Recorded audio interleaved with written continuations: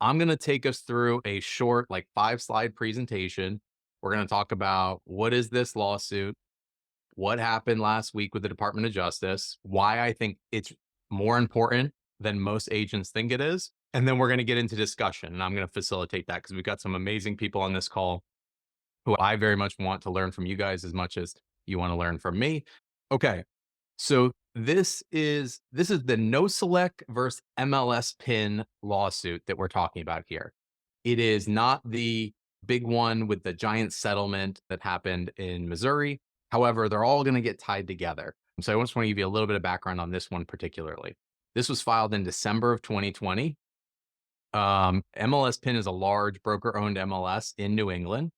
The case argues that cooperative compensation is anti-competitive. So this is the same subject matter all of these class action lawsuits have, which is that when sellers and listing agents set compensation for buyers agents, it's costing everybody more money, and they shouldn't have to do it that way.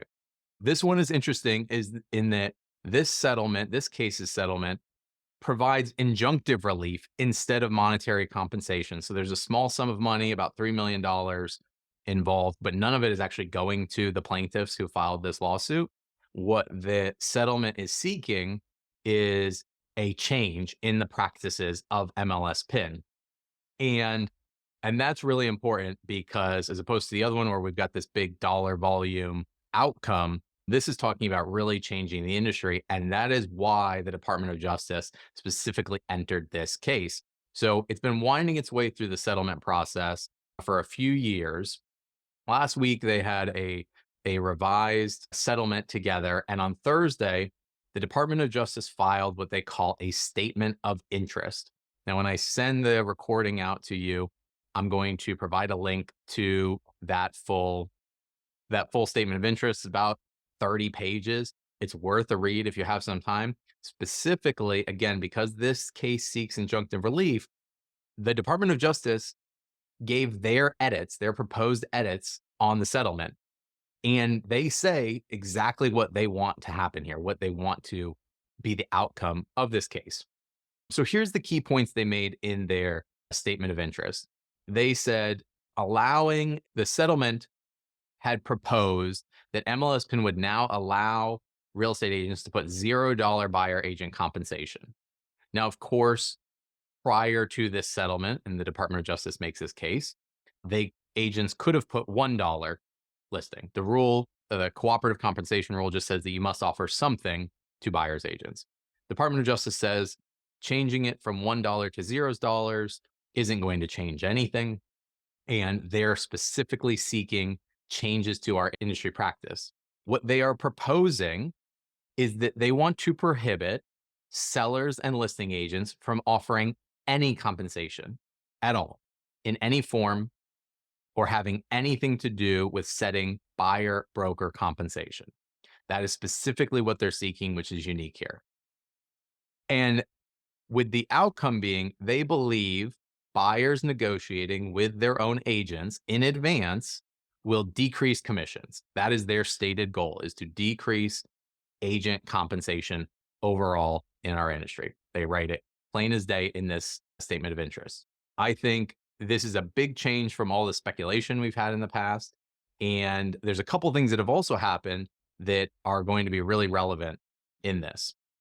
So I want to give you a quote from the Department of Justice, and I've sprinkled these throughout. So this is from the Department of Justice statement of interest. They said, preventing sellers and listing agents from setting buyer broker commission would promote greater price competition and innovation in the market for broker services. Again, I think these quotes are important because this is the first time we truly know exactly what the Department of Justice would like to see happen in the real estate industry. All right. So why is this important now? This stuff's been going on for a while. It's easy to say, Dan, we know this is going on. It'll get figured out. There's been settlements. This is going to get worked out. I disagree. I've had this position for a while and I've been saying it quietly, but the Department of Justice getting involved tells me my speculation is on the right path. I think things are going to change really quickly for our industry and really this year. And here's my reasons. It's an election year. Now, this is not a Democrat or Republican, red or blue statement. I don't care who you voted for. It doesn't matter.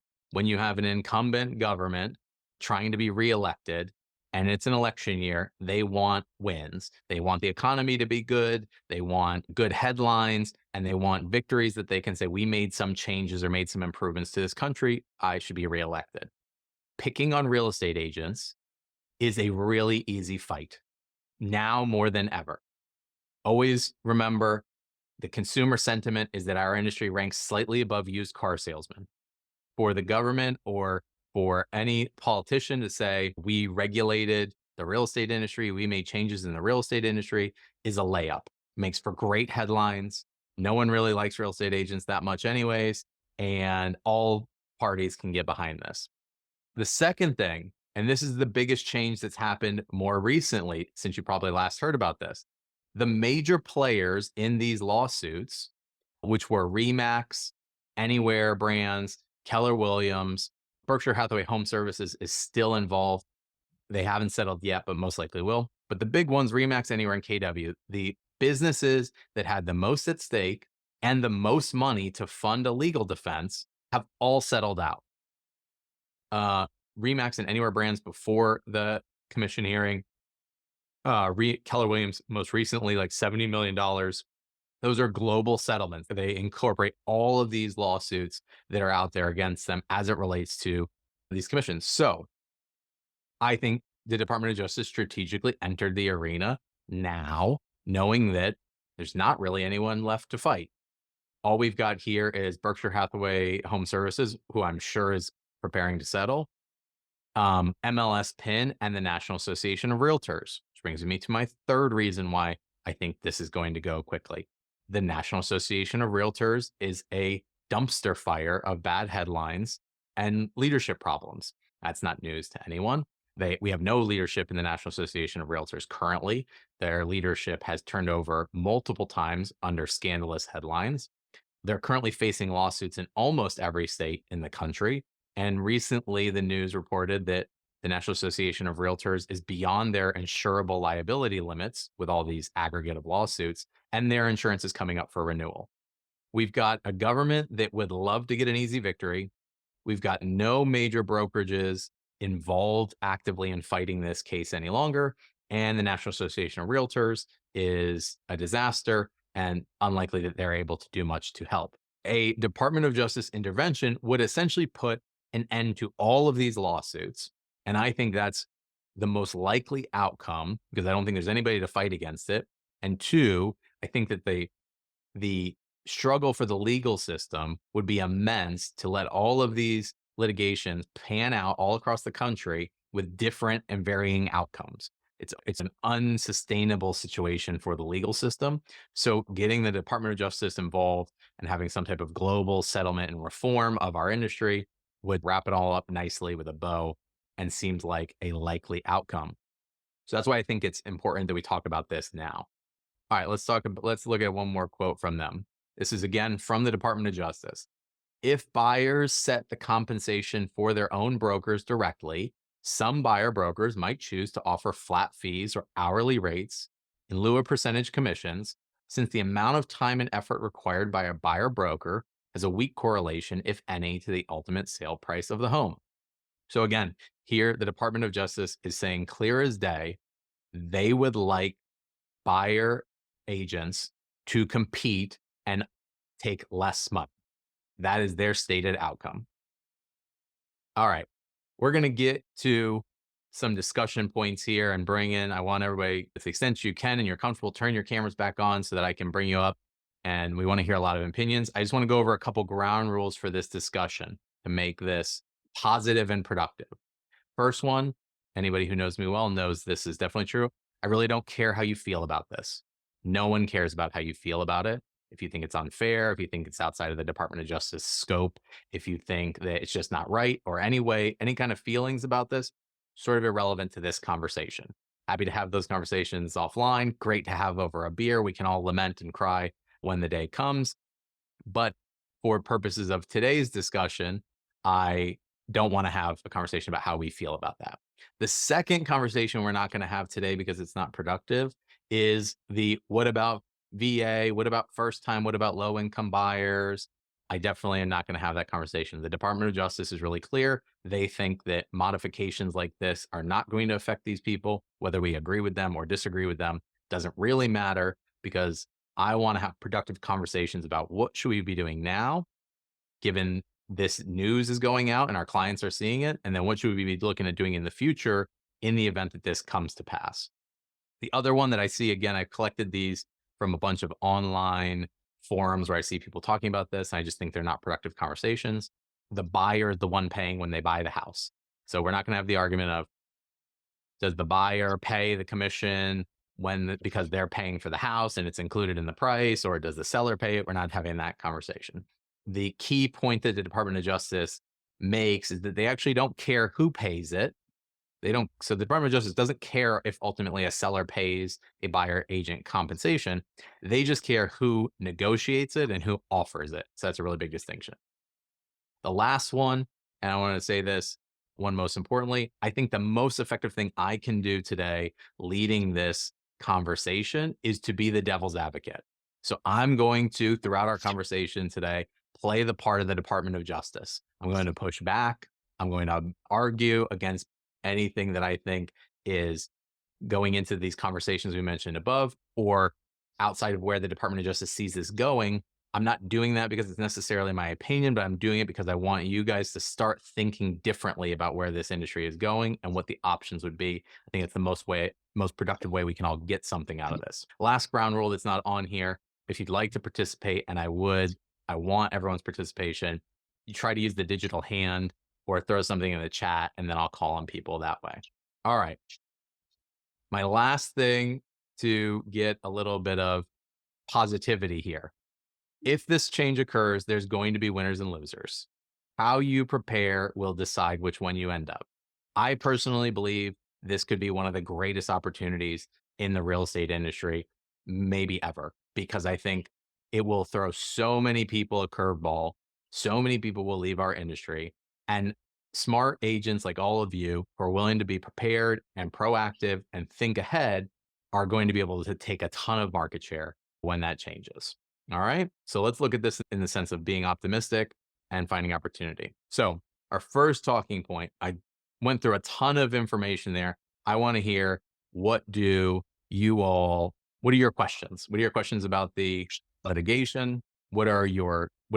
What have you thought? What didn't I cover that you might want to know? I have several. Go ahead, Clay. So is it that they want to, you might have already answered this, but they want to prohibit sellers from offering the Yes. compensation, or they just want to give the option to say zero? No, the setup, great question for clarification.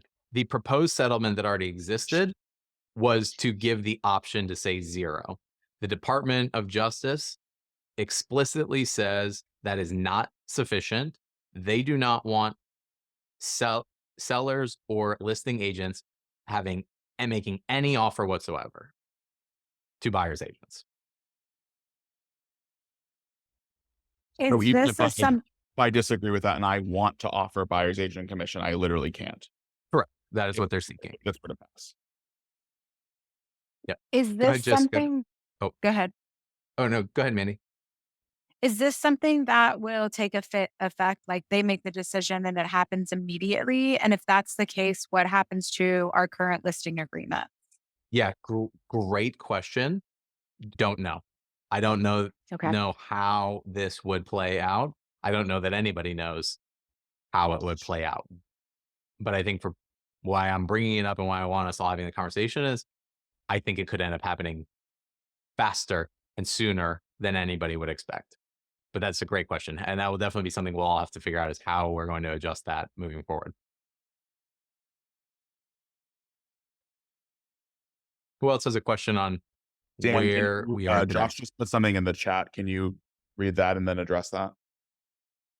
Good. Josh said in the chat, from my interpretation of the statement of interest, is that steering is their biggest concern. Yeah. I don't know that I would say it's their biggest concern, but it is definitely a concern that they have. So that is the reason, as I've read it, the reason that they do not believe offering $0 commission is sufficient is risk of steering. And specifically, I can here give you a quote there. Hearing like me being like, I'm not going to show that listing to my client because they're not offering compensation. Correct. Or I'm not going to take that Zillow lead because the house they want to show is only offering 1% or zero or none at all. They want to get Yes. completely out. They want us to get completely out of that business. And as being a broker at our firm, I can tell you that it is happening every single day. Yeah. So we're going to jump to that next. I want to say specifically, here's what they said because I've got um, I've got their letter here.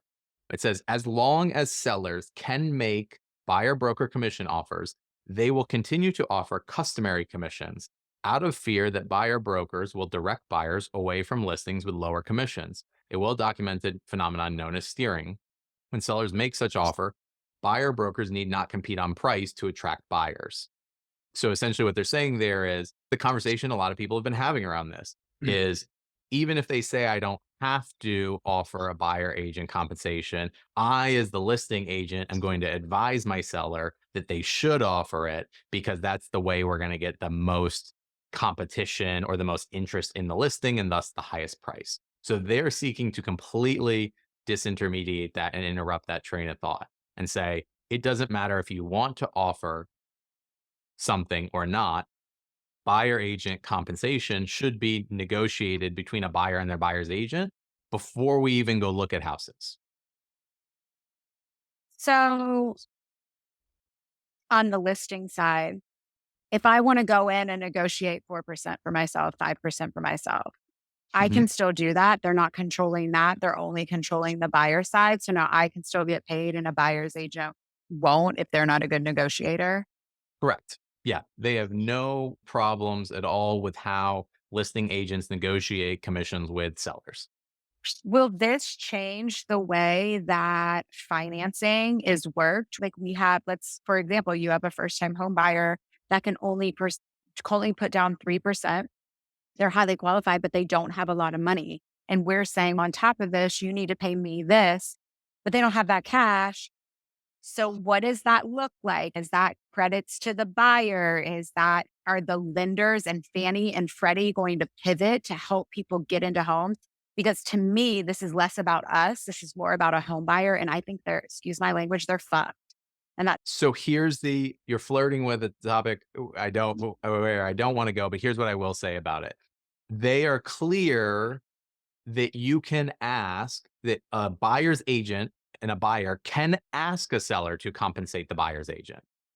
And they say, for purposes of Fannie and Freddie getting involved, they were really clearly saying that they believe no reform is needed on the finance or the mortgage side because a conditional offer, meaning I'm making you an offer to buy your house, condition on you paying my buyer's agent, is already allowed. Right. So again, the distinction here is that they don't care if the seller pays. They just care about who sets the commission for the buyer's agent. What they want to happen is a buyer's agent and a buyer agree on a price for their service. And then you can go ask the seller for that. What they're saying, again, really clearly is that they believe if this becomes the practice, buyer agent comp fees will go down, right? Because buyers are going to say, I'm not going to pay you 3% of what I buy the house for. I'll pay you $5,000. and And while I think that might be true, in a market like ours here in Columbus, where the inventory is disgustingly low and we Mhm. have a really major problem on our hands, now we're toying with we're not going to get paid. Sellers aren't going to offer anything because they don't have to, because people are selling their soul and signing over their firstborn just to get a house. So again, I think this affects the client more than it affects us. I really do. I think you very well could be right. Their position, however, is that it will affect the client. And again, I'm here to be devil's advocate for purpose of this. Their position is that it will affect the client. It will save them money. Their position is that What is the law? What is their rationale behind that? their You rationale is sit that, there like and I say it's said, going to save them money when they literally now have to bring potentially tens of thousands of dollars more to the closing table. their ra- that only applies your line of thinking that if we shift we just shift the commission, it's 3% and 3%, and we just take that 3% from the seller side of the closing statement and move it over to the buyer side. In that scenario, you're right. It would just cost the buyer more. They believe that change would result in buyer agent fees going down. And so now, if buyer agents are accepting less than a percentage, 3%, or any percentage for that matter, if they're accepting some kind of flat fee or some type of hourly rate, even if we ask the seller to pay that fee, it would be less than the commission would have been. And so on a net basis, and again, they explicitly say this, that's why I'm going to recommend everybody read it, because you'll really get to understand how the Department of Justice is thinking about this. They're saying sellers will be able to compare net numbers. So for instance, if you're asking me to pay your buyer's agent, let's say we've got two buyers making the same offer. You're going to offer me $180,000 for this property, and buyer A and buyer B is going to offer me $180,000 for the property. Buyer A is asking for me as the seller to credit them or pay for their agent's 3% commission. And buyer B is offering me for me to credit or pay for their buyer's agent's commission, but that is a flat fee that is much less than 3%. That I, as the seller, can now look at those and say, okay, my net number is more with this offer than it is with this one. Both parties are getting representation, but this buyer negotiated a better deal with their buyer's agent. And so the fee to the buyer's agent is less, netting me as seller more money. Does that make sense? I have two questions on that. Go ahead. So you're saying we ahead of time have to come to an agreement with our buyers and say, hey, we're going to work together. This is my fee. So be prepared to pay me that, whatever it is, for the transaction. Correct. Now you're saying I can then go to the listing agent and say, I feel like there's too many things that are contingent in this scenario. So let's say I have a buyer and we come to an agreement and I say, okay, my fee is 3%. And they go, okay, I agree to that. Yes. I feel like does it behoove me or does it hurt me to say to them, this is my fee. I'm going to try to get the seller to pay it from their proceeds. But if they say no, you will have to pay that. And then they have to, because what if I say that and then I go to the seller and they're like, actually, no, we're not paying you a dime. Did I just shoot myself in the foot by telling my buyer I'm going to try to get it from the seller? Do I not even tell them in the first place that I'm going to try to get it from the seller? Because then what if the seller comes back and it says, no, we're not going to pay that? And then the buyers, I can't afford to pay whatever. Do I have to bow out of the deal? Am I still obligated to do the deal for them? Does my question make sense? It does. It does. Brave new world. We're going into uncharted territory. There will be a lot of changes, right? If once you negotiate your fee, and there's a lot of ways that could play out. Once you negotiate your fee with your buyer, if you ask for it and the seller does not agree to pay for it, how you then decide where you go from there is going to be all new territory. Maybe the buyer pays some of it. Maybe you finance part of it. Maybe they. That was another question. Do you see lenders allowing buyers to finance if it roll commission into the loan? Again, the Department of Justice position, and I'm going to grab a couple questions because we have some smart people who want to weigh in. The Department of Justice position is that there's not a we wouldn't need changes to the finance world in order to accommodate this. They might say we don't need it, but have you spoken to any lenders or have you heard any rumblings of lenders saying we're going to start allowing that? No. If the majority of real estate agents have their head in the sand on this, the mortgage industry is at the bottom of the ocean. They have they're not even, I think they don't want to even look for fear that they might attract attention to themselves. Yeah. Mark. I would think it's just in the same interest to figure it out, because if my buyer can't buy a house, they're not closing a loan either. So Exactly right. Mark Simpson. Yeah, I think at the end of the day, give me your feedback. At the end of the day, that's going to boil down to, does it appraise, whether you roll it in or not? And those are issues now. I think what we've got to be prepared for is there will be buyer's agents that say the cost to represent you in a transaction is X. If we're going to look at 5 houses, it's going to be $1,000. If we're going to look at 10 houses, it's going to be $2,000. The fact is in our market at 500,000 to assume that people are going to continue to say, I'll pay you $15,000 to go open up doors, that's going to go away. And so there's going to be a flood of people, and we've got to strategically think in terms of what is our representation package? And it will have to go into bulk that we're doing.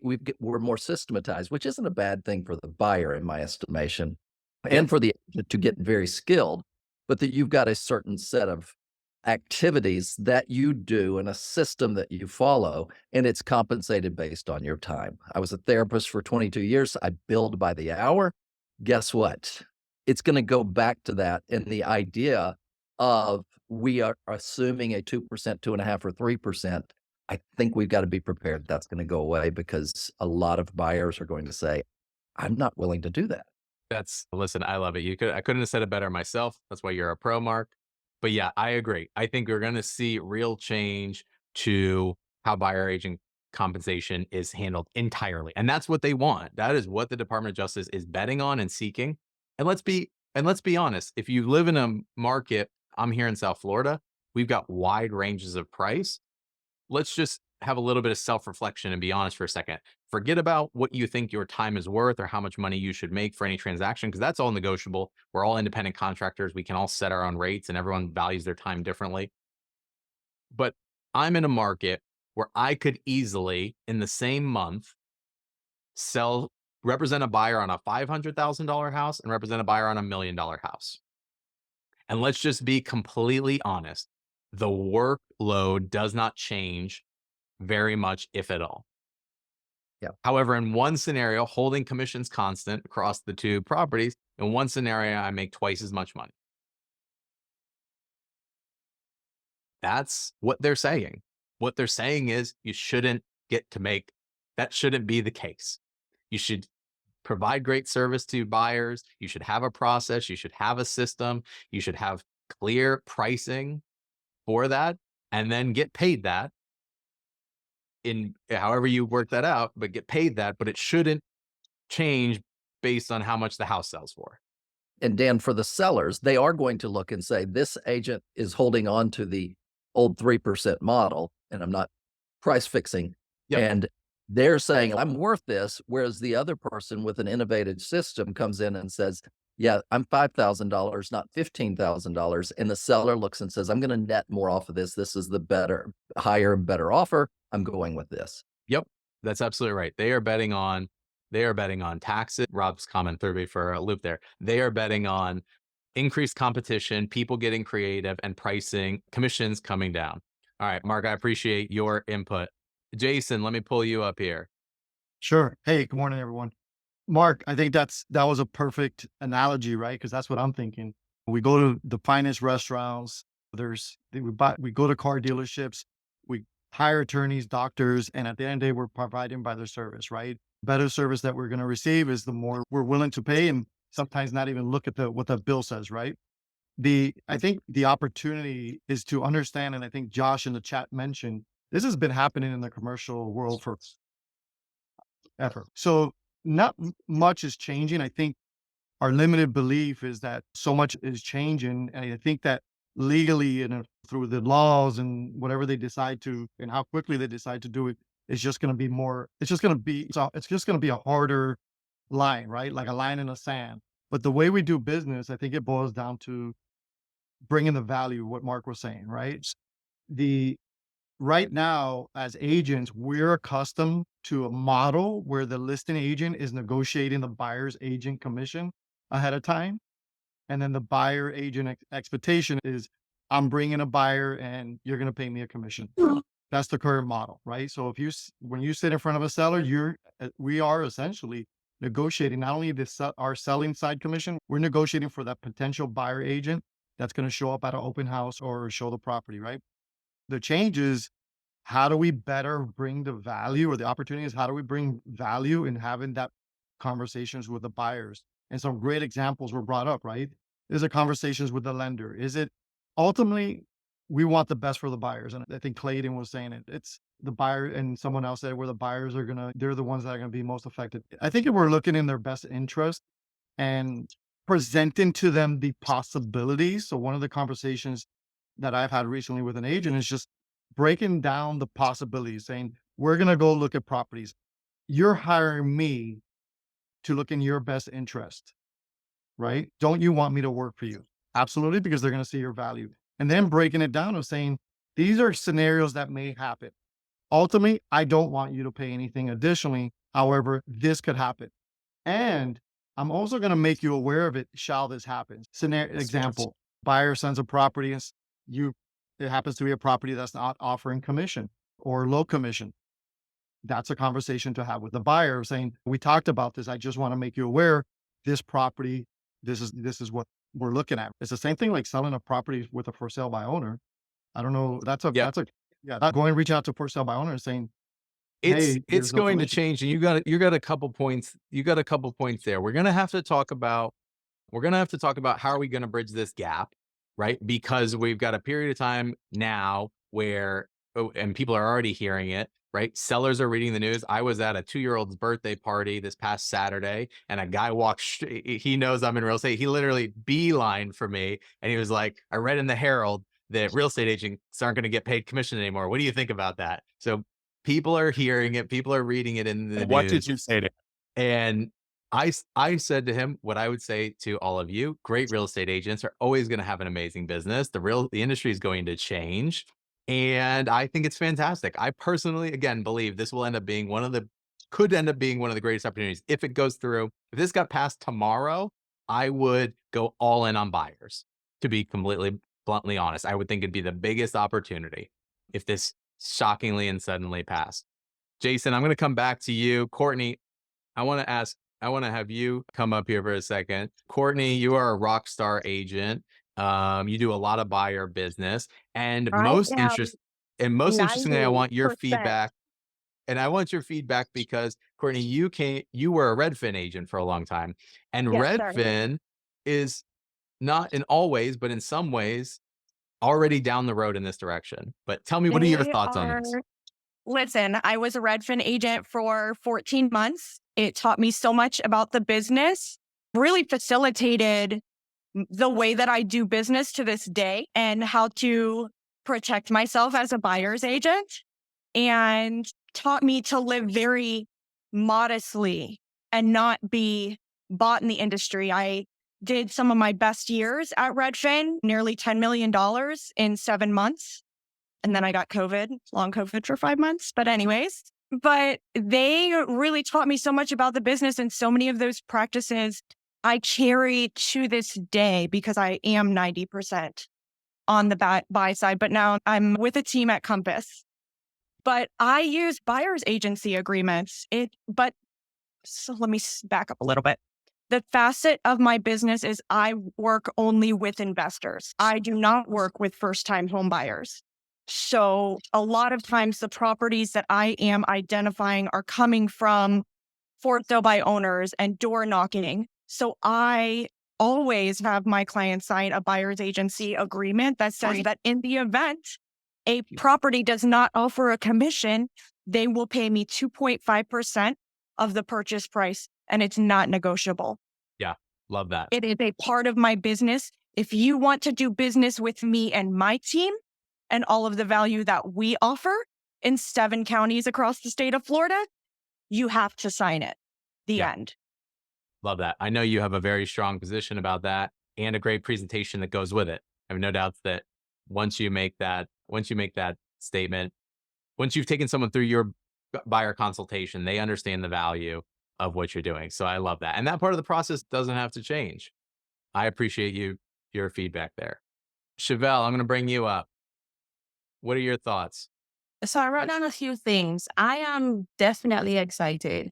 And the reason why is, as agents, when we're going to take a listing, we go in with a listing presentation. So why is it that when we're meeting with a buyer, that whether it came from Facebook, realtor.com, as soon as they send us a message and says, I want to see this house, like we're in our cars driving to the house, we still have not consulted them we still have not brought them into the office or into our place of business to say, this is what I do because I'm a professional. You don't meet your doctor in the parking lot, but I'm a professional and these are my services to you the same way we do it in a listing presentation, and then have them sign, like Courtney was saying, the buyer brokerage agreement.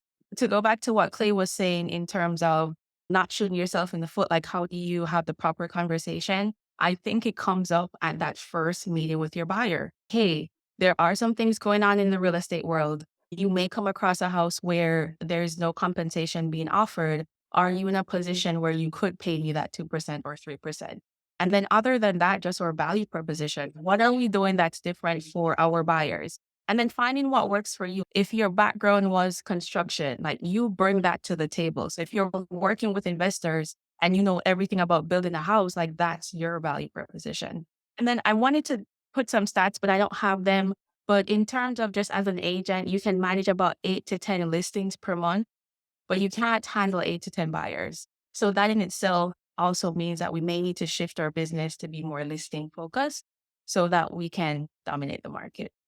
I love that. Always going into the listing space is always a surefire way to have longevity in the real estate industry. I love the conversation that everyone's bringing up about buyer presentation, because I think that and Josh put this in the comment, I'll read. Josh said he was at a presentation and someone said, if your buyer presentation / process isn't better than your listing presentation, you're going to get destroyed. I think that's true regardless, right? So when it comes to what can we do right now in today's market, the best thing everyone on this call could be doing is starting to really get clear about how they define their value proposition to buyers, about what their process is, about how you have these conversations. And this is something, if everyone is interested, we can do a separate one about getting more into those conversations you can be having with them. But here's the thing I want us to think about, which is, what would your fee be to work with buyers in a future scenario where it's not tied to a percentage of sale price? I think that's the future forward-looking question. The time we have, and I'd love to get you guys thinking about that and collaborate a little bit. If step one today is we assume that the commission or percentage compensation to buyers is more or less how things will be in this interim transitional period, right? And the best thing we can do is really get explicit on our buyer agent process. What do we do? What's our value add? What's our process that someone's buying into? All the reasons someone would want to work for us. And then the question I think you have to ask yourself is, how much would you charge for that? Take percentage of purchase price out of the equation. And here's why I think that's important. I think that's where the market goes, because I know Courtney, for example, extremely well. Courtney, if you sign that buyer representation agreement, is like a bulldog on a bone till you get your outcome. And I also know that she doesn't change how she works if you're buying a $500,000 property or a $3 million property. And so here's why we can turn this whole conversation around in our thought process. If you're going to work that hard and you know exactly what your value proposition is and what you're going to do for your buyers,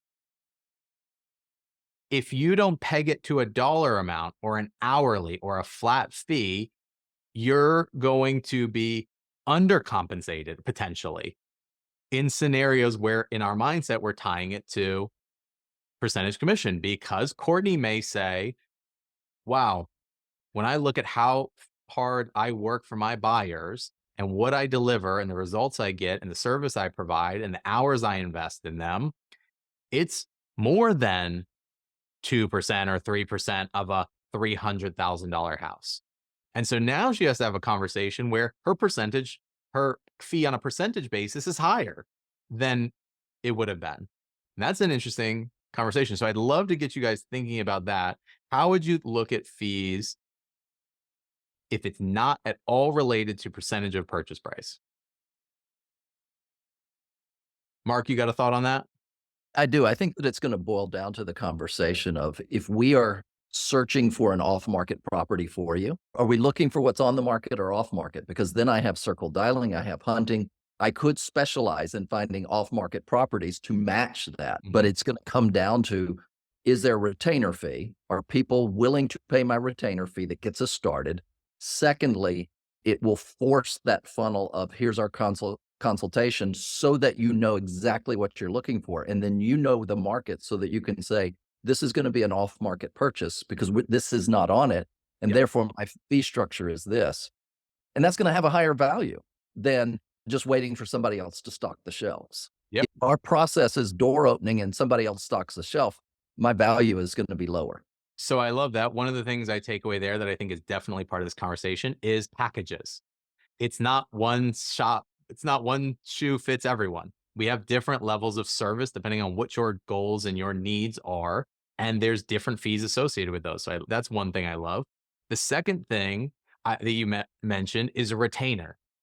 Now, most agents are going to say, I can barely get paid when the deal closes, let alone get someone to pay me at the start of the process.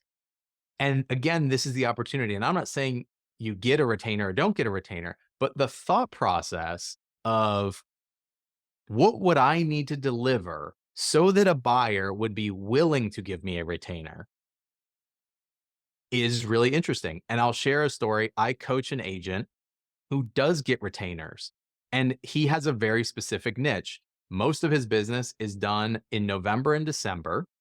He sells short-term investment property, short-term rental properties to people who are looking to take advantage of tax depreciation benefits, right?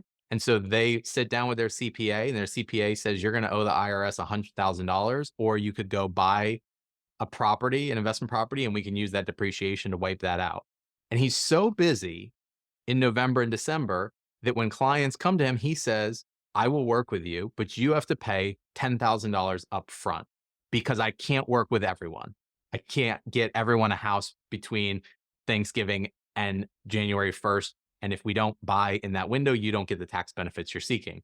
And so his value proposition is so strong and the buyer's so motivated that they are willing to pay that. So I love that. I think that's a great thought exercise, Mark. Thank you.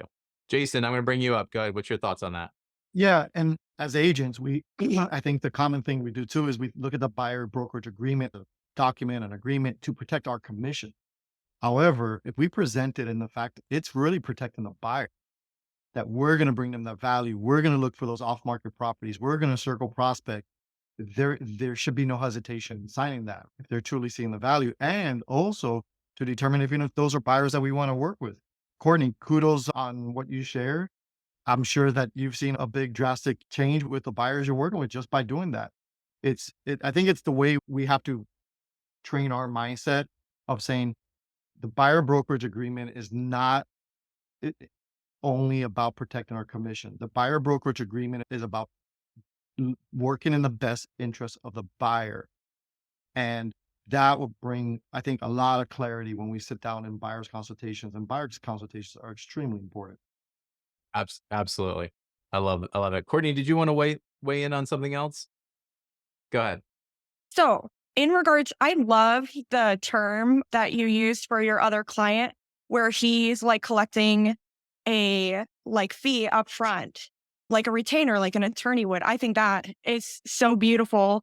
But currently, because of the facet of my business, we do, depending on how much experience you have as an investor, if you need more handholding, there are consulting fees that come up for specific conversations that need to be had because of lack of experience. Sure. I love that. Again, I think this is the exciting thing to me. This is why I get pumped up. This is why I wanted to have this conversation. It's all new. All the rules are gone, right? We just throw them out the window and we're going to get all this innovation, which guess what? That's the Department of Justice's goal. Their goal is to go, we're going to have all kinds of new models. You're going to have agents who go, I take a retainer and I charge an hourly fee against it.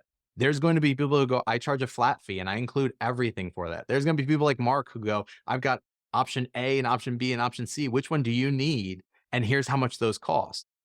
And there's going to be every variation imaginable on this. There will be people who do it for less. There will be people who do it for more, just like there are in the listing business. We all know somebody who takes 1% listings. There's people who do flat fee listings. There's people who do all kinds of things. This is going to create a whole new market for real estate services on the buy side of the equation, which I think is really exciting. The interesting thing is that it's just new. We haven't been having these conversations as agents, as an industry. We haven't been articulating things to real estate agents. And I'll tell you one of the great things that they point out in their response was how it was just a few years ago that NAR had to come out and make a whole deal that buyer agents could no longer say that their services were free. We all remember people who use that line. It doesn't cost you anything. They said, that's just not factually accurate and you're misrepresenting things. And this is the continuation of that line of thought. The line of thought is you, buyer's agent, need to articulate your value and you need to be clear on how much it costs someone to get that value. And who pays it and who negotiates it are going to be two different things. Josh, go ahead. I know you had your hand up for a minute. Yeah. So I had 2 listing appointments last weekend. Okay. And the prospective sellers they all have graduate level educations. They're very smart. I had spent the last few weeks really revamping my listing presentation, and now I'm doing the same thing for my buyer presentation in light of all of this stuff. And what I was able to describe to the sellers in both instances, like, here's where we were with how commissions were done in real estate, right? The model that we all know happened. I said, here is what's going to happen in the future, whether it be 30 days from now, a year from now, 3 years from now. And I said, right now we're in the middle and there's going to be a lot of friction and unknown and whatnot. And I said, but for my services, hiring me as a listing agent, this is what my fee is. Okay. Now you don't have to, but you can offer a buyer broker commission. And there's nothing illegal or unethical for us to show. And what I did as a part of the CMA, I said, for the 5 comparable homes to yours, here is what was offered for buyer broker commissions. And I let them decide what they wanted to do. Yes. I didn't get in the business of steering them. You really got to offer something or they're not going to show your houses. That's the whole point of these lawsuits, is that we're steering them even like to think that they're threatening. They're smart people. They understood. And the one seller wanted a full buyer broker commission when we listed it. The other one said, I'm okay being a guinea pig on this. It's really a seller's market in my neighborhood. And if it doesn't work out, then we can always adjust that. Yeah. I said, fine. And at the end of the day, my job was to present all that information to them so that they can make the decision that they felt was best for them. Absolutely. And that's how I took it. Listen, I love that. I think that's spot on. That is the approach for the market of the moment. I saw this online somewhere, so I don't even know who to attribute it to, but it was so spot on. And it's a testament to you as a great agent. It said the average agent has no idea what's happening. A good agent understands what's happening. A great agent can explain what's happening. And that's the reason I'm putting this on for everyone, and why I want people to really understand this. Josh, you're ahead of the curve on that. You are a great agent. You understand what's happening in the market and you can articulate that to someone. That's always going to be a competitive advantage and get you ahead of everyone else in the market. And as the more we move in that direction, the better we become at articulating value, about educating consumers, about having these conversations, the more prepared we will be in the event that something like this transpires and we wake up one day and the Department of Justice says, and it's over. Every MLS across the nation has 30 days to remove buyer agent compensation from the MLS. It's got to come out of all the agreements. It's over. If we wake up in that world, if you can articulate what's happening now, the way Josh described it to your clients, you're best positioned to pick up market share because it won't really disrupt your business. Mandy, go ahead. I love your insight. I think this is going to do something to the off market business, things moving off market. I think it's going to go up a little bit more, and who you work with really will matter on that. Mhm. But what all this is making me start to think about too, just because of my position, is like, how will the brokerage model change? How will splits change? How will team shakedowns change? Because obviously, like, if someone's only making $3,000 because livelihood is going to change drastically in some of these cases if people can't get their hands on this and control it a little bit. So yeah, that's just like devil's advocate, something that probably will be brought up later, but I think we're going to see some big changes there too. Yeah. Oh, absolutely. Listen, the brokerage business is the smallest margin component of the real estate industry. So the area where the industry is most at risk for change is not actually agents. Agents will be very good at modifying, adjusting, moving on, right? We have a lot more flexibility about pivoting our expenses and adjusting to the market. The brokerage industry is going to really be stuck. They're already operating on super thin margins. Should all be thankful we're not in their seat. They're going to have a lot of change going forward. Agents, here's the thing. I think, again, I want to challenge everyone, and especially Mandy, you're a top team leader. We've got some real rock stars on here. I didn't get a chance to bring everyone who deserves to weigh in up, but if you're a good agent, this is your opportunity to build a team, to really get a process that allows you to scale in units. Chevelle brought up earlier, the average solo agent could handle 10 listings fairly well and probably fewer buyers and sellers. I'm thinking about, how can I make my process for buyers online, form-based, educational, and reduce the amount of time that has to be spent with buyers so that I can handle more of them. I'm thinking about this, like, how can I invert this so that I can take 20, 30 buyers a month, knowing that I'll make less per buyer, but because everybody else is going to cry about it for 60 days, I'll pick up so much market share from people. Because what we always have to remember, it's easy as real estate agents to get on our high horse. Consumers want to buy houses and sell houses regardless of whether we are going to help them or not. They just do. People buy and sell houses when they decide it's the right time for them. We get paid to guide them through that process. And people who move quickly to adjust and start thinking about that are going to get way ahead of everybody else, because I don't remember now who brought it up, but if you're running ads that are going to say, that are clear about your value proposition and your pricing, and the average agent is, I used to get 3%, but I don't know, maybe I could do it for less or different, or if I can't get it, then we'll work something out. Those people are going to get smoked. And that's the big difference there. I am excited for that one particular change. Yes. I hope it's going to wipe out all the lazy shit agents, or it's going to make me happy. What I'm excited to see is, like, people are going to be less likely, or they're not going to be so quick to go, oh, I'm just going to use this. It's my third cousin twice removed. If you actually have to pay for that service, if it actually comes out of your bottom line, you're going to go, oh, fuck, I got to use someone that's actually good. Yeah. And guess what? The other thing is, here's all the things. Think of all the things. In my opinion, there's more opportunity to bring value on the buy side than there is on the sell side. Meaning, as a buyer's agent, you've got financing involved. You've likely got title involved. You've got insurance agents. You've got inspectors. You've got repairs before and after. Again, to Mark's point, if you start thinking about, how could I have a value proposition someone would pay for in advance to get access to, you're going to go down the right path. So do you have a group of vendors that are going to offer discounts? Do you have other ways you can bring value adds to differentiate yourself, where you're going to say, here's what I offer. What is your second cousin twice removed offer? What is their network? How much are their inspectors charging you? What kind of repair guarantees are they getting? Are they including home warranties? Is their preferred lenders giving you credits at closing, or better rates?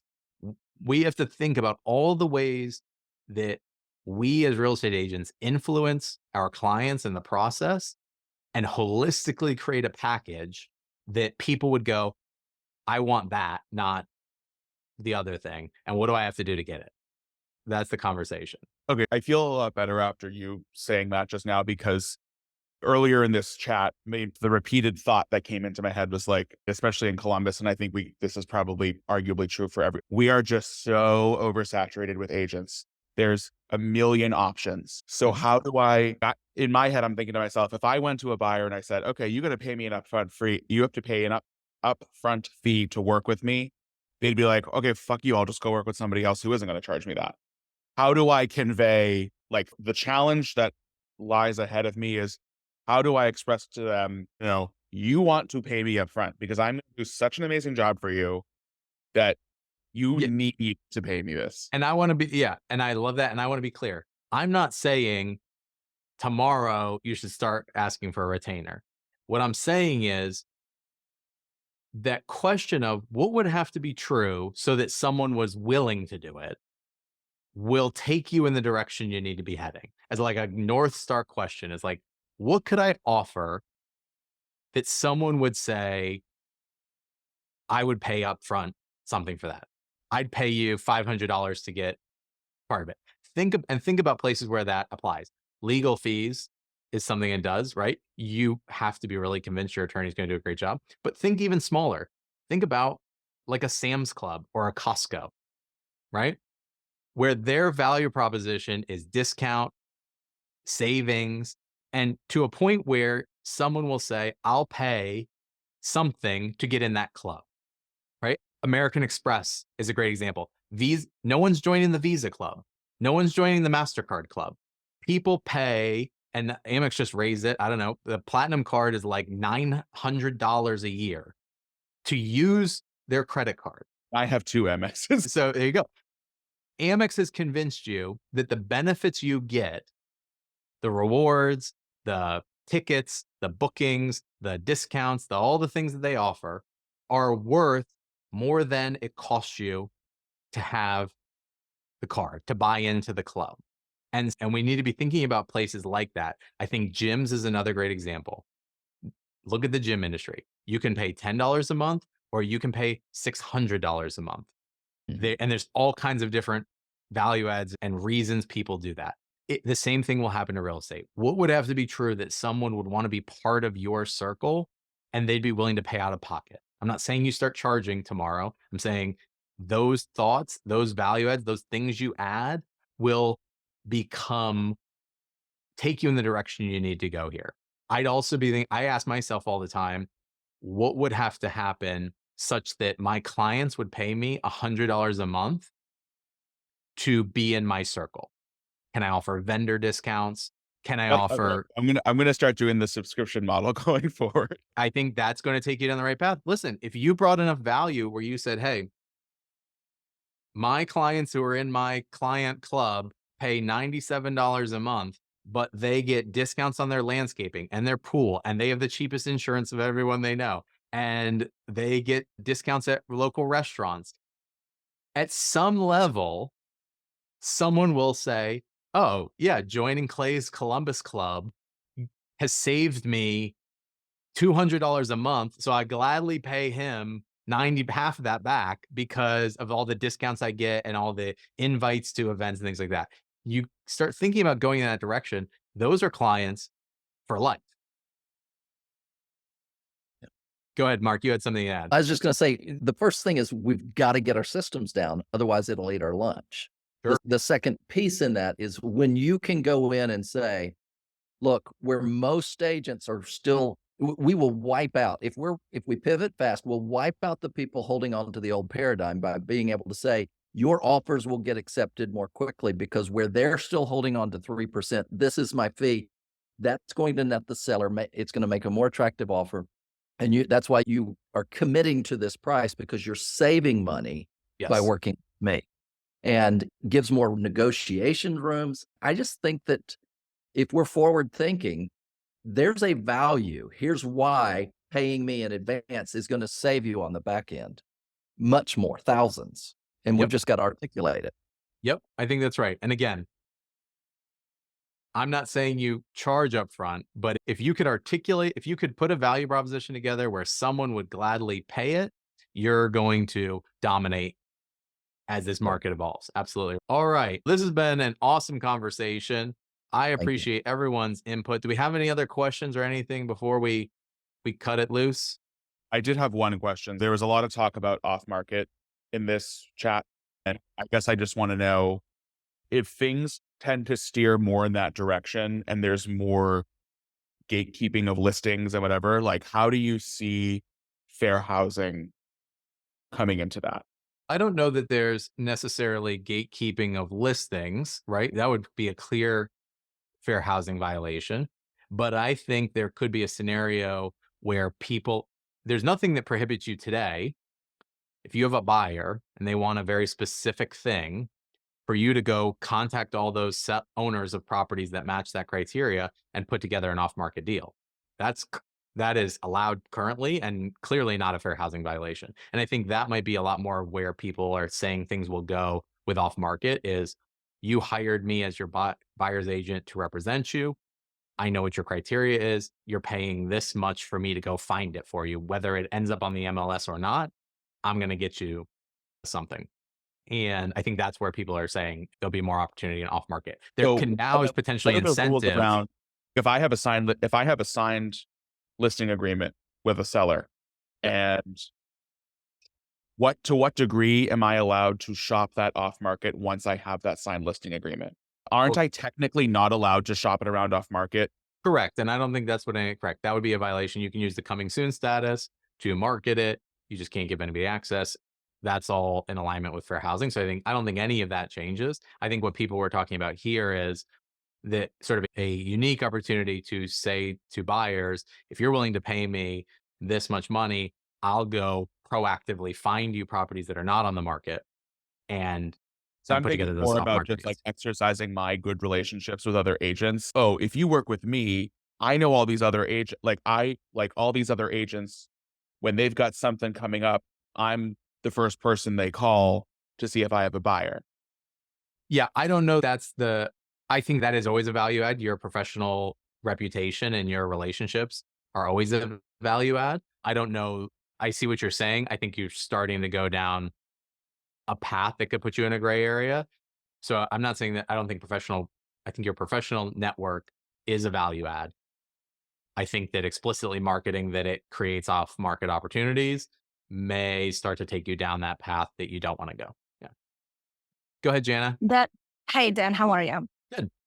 I have a quick question. I don't know if it was already answered or not because I came a little bit late. So let's say if you're working with a buyer and they might not have great funds that they save, but you definitely want to help them. And is there any way, because they come to us, they say, I'm looking for a house, we put them with the mortgage lenders. Is there a way that I talk to my mortgage lender and say, hey, they don't have much money to put down, they don't have enough money for my commission. Is there something that can be added to the mortgage that is negotiated with them and the mortgage lender? So it goes like extra on the price of the house, or so, you think that's something that could be worked out with the mortgage lenders, or absolutely not?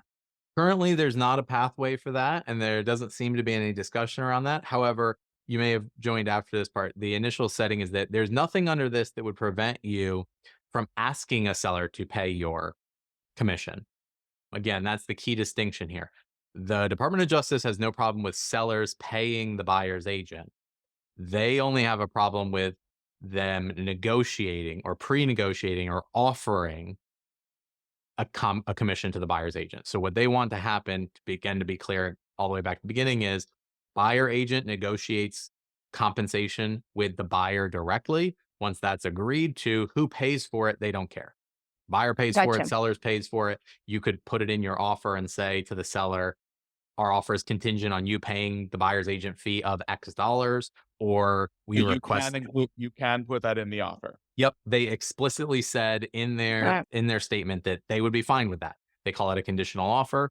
You could say to the seller, you have to pay the buyer's agent fee. This is how much it is. That's the condition to our offer. You could ask for a credit, and and your buyer agrees to apply that credit to your fee. So there's options here, and they want to separate who negotiates and sets buyer agent compensation, and they want to move that from the seller and the listing agent to the buyer. Goodbye. Gotcha. Thank you. You got it. Go ahead, Rob. Can you guys hear me? Yep. All right, great.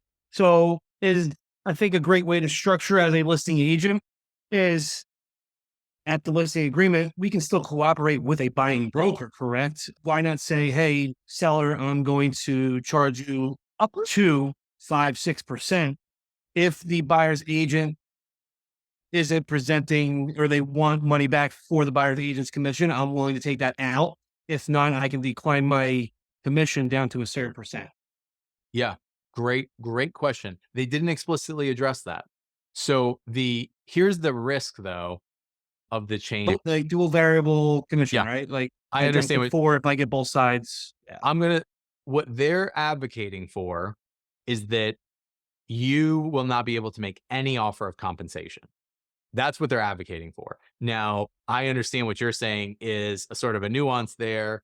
We're not progressively promoting the buyer broker's commission.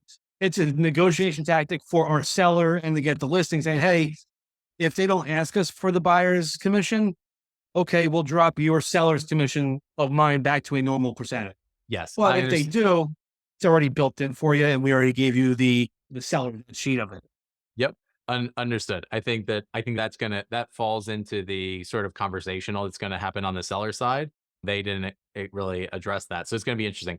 I'm thinking though, again, just where all of these litigations are, what we're facing, it being an election year, I'm thinking that they're going to push harder and we could get a judge who agrees with more sweeping change, at which point that option would still technically be on the table, but not going to advance your conversation a ton.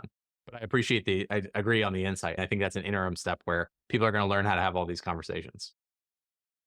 And also, is the DOJ, I know these guys are super smart, all that, but when it comes to DOJ and NAR and lawyers, are they going to think about, I'm sure they think about everything. Their actuaries and everything are just insane. But do they think about that as far as loopholes for that conversation or? Yeah, I think that they're far more concerned. I think they're far more concerned and focused.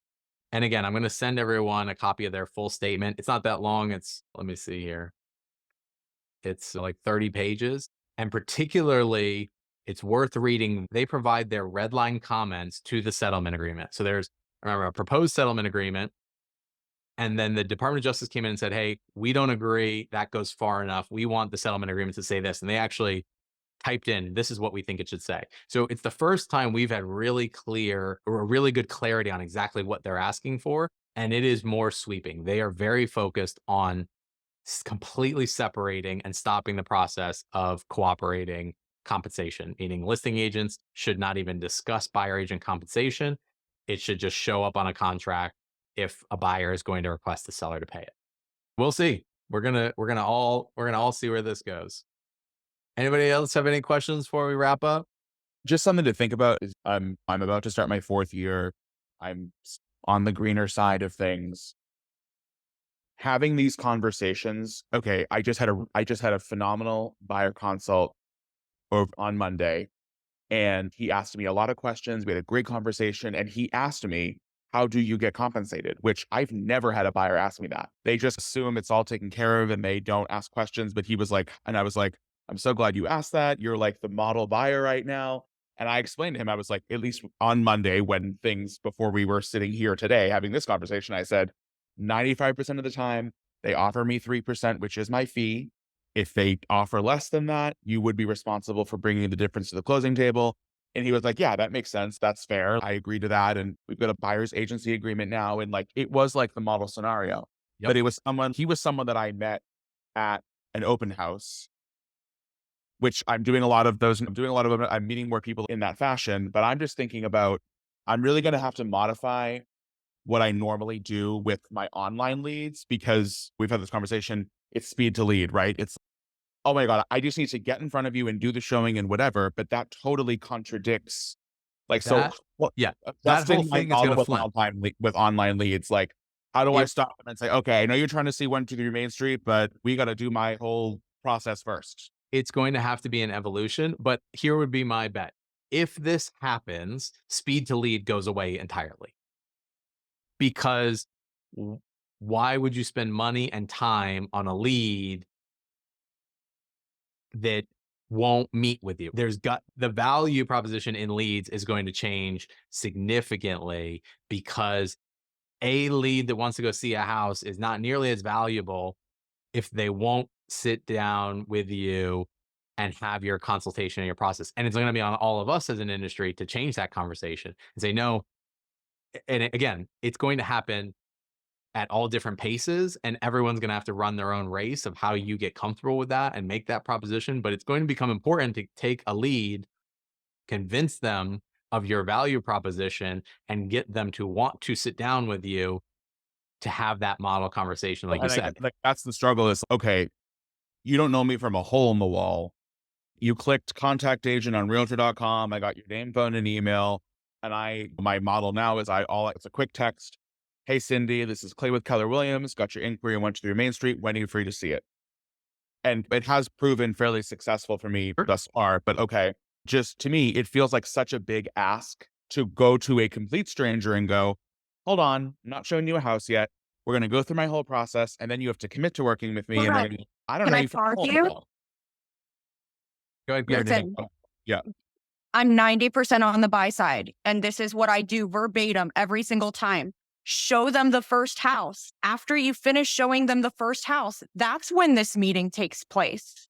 This is not a first time. If you happen to meet them at an open house, you can see that they're actively shopping. That's one thing. But if it's an online lead, get the showing.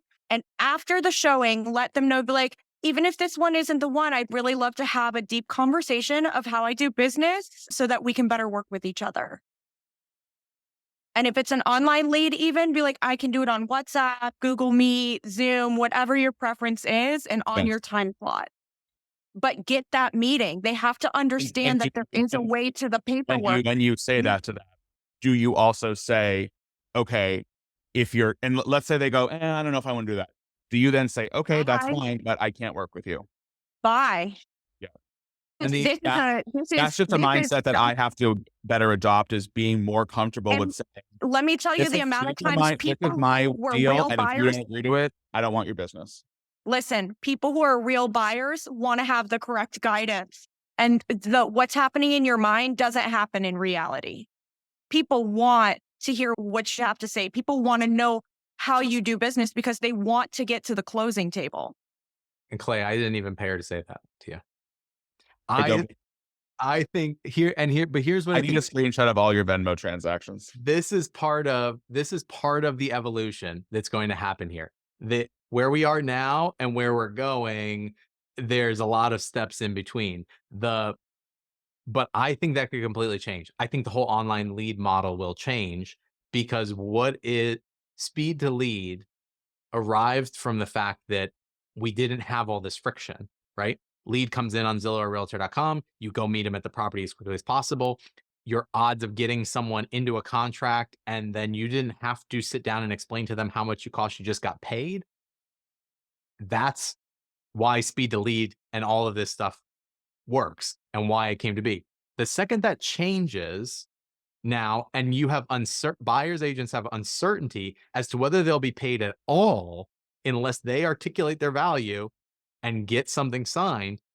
Why are we doing speed to lead, right? Because it's really going to become speed to buyer consultation, right? I don't want to talk to everyone who's interested. I want to talk to people who are serious, to Courtney's point, who are serious enough to come to my office and meet with me for a buyer consultation. I don't really want to go, and again, this is not today, tomorrow, this is down the line, but I don't really want to buy a lead for someone who just wants to see a house, but isn't sufficiently motivated to come to a buyer consultation. And I'm not really interested in buying those leads. So the lead business changes as well. That I would venture to guess, Realtor.com, Zillow, all the others, they're going to have to do some modifying. Like if they want their product to stay desirable, Sure. they're going to have to change things on their end. Okay, I used to be on Roger's team. He buys the team Zillow leads. I'm now solo. But there was once upon a time where I bought my own Zillow leads. And one of my old Zillow reps called the other day and was like, hey, we're just calling agents that used to be in our program but are no longer. We want your feedback. Like, why did you leave us? Whatever. And my biggest thing was like,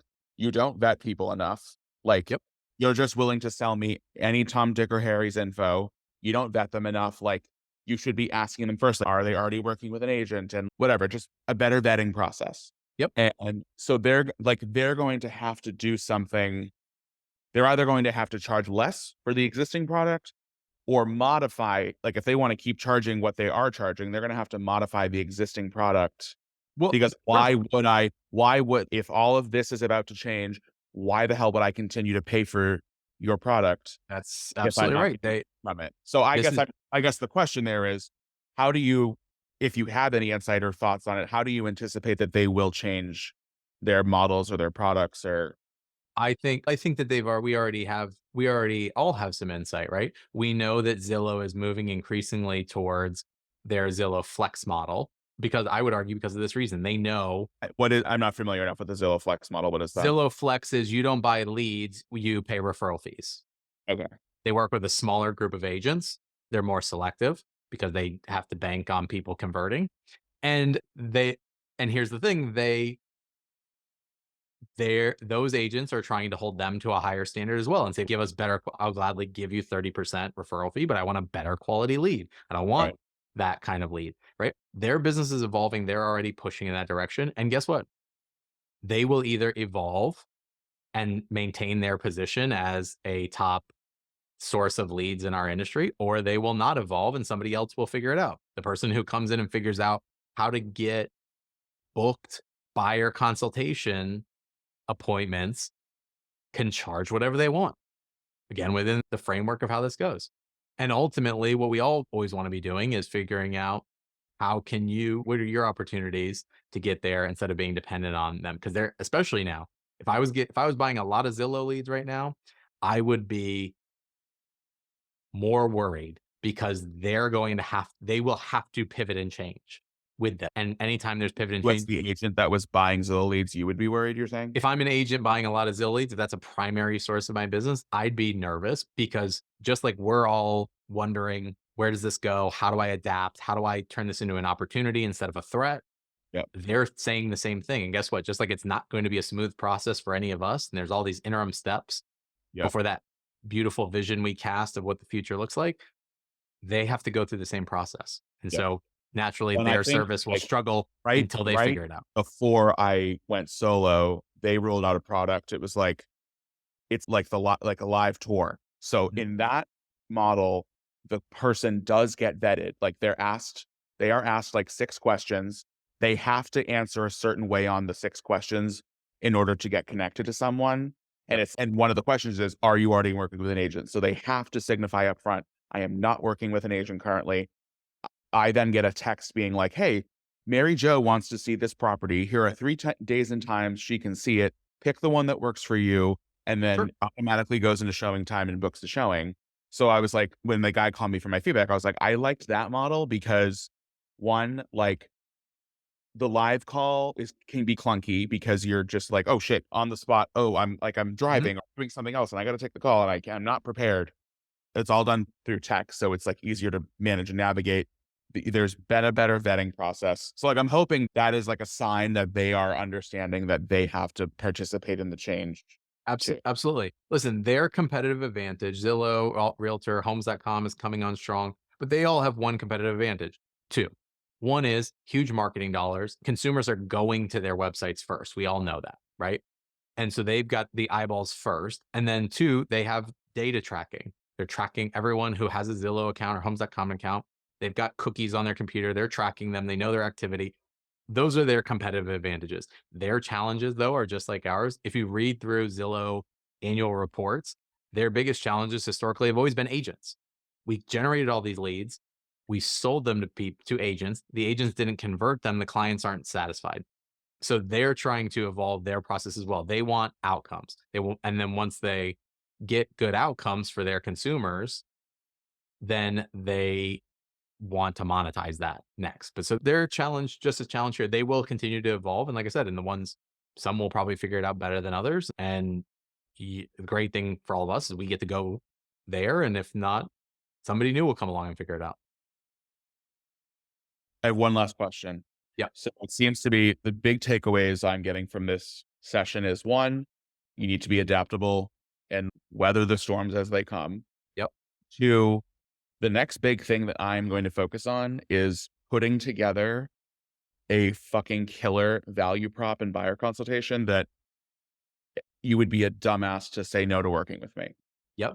Are you open to putting together, can you talk, I don't know, put together a workshop or something about putting together a value prop or putting together a buyer consult, like whatever, similar to this Yep. webinar thing here, a presentation or something of here's how you put together an amazing value prop. Yep, absolutely. I think we probably are going to end up having a couple follow-ups to this. I think there's going to be one about those value propositions, a whole conversation about that. I think we need to have conversations about scripting and dialogue in this interim phase, right? How do you like Josh articulated it really well, but how does everyone get comfortable having that conversation and being able to explain it to people? So yeah, I think this is the start of many follow-ups, and this is only going to continue every so many weeks. We're going to get this type of feedback from the lawsuit process, that there's multiple of these that are wading their way through over the next several months. So this is a subject that's going to keep coming up, and those will be great opportunities for us to get together and work on that. All right. All right, everyone. Thank you. Thank you very much for your time. We went over, but I think we got a lot of value. I appreciate you all joining me. This is all recorded, so we're going to send it out later today. And if you have any follow-up questions, feel free to shoot me a DM or reach out to me. All right. Get out there and go find some people to help. Bye, everyone. All right. Bye.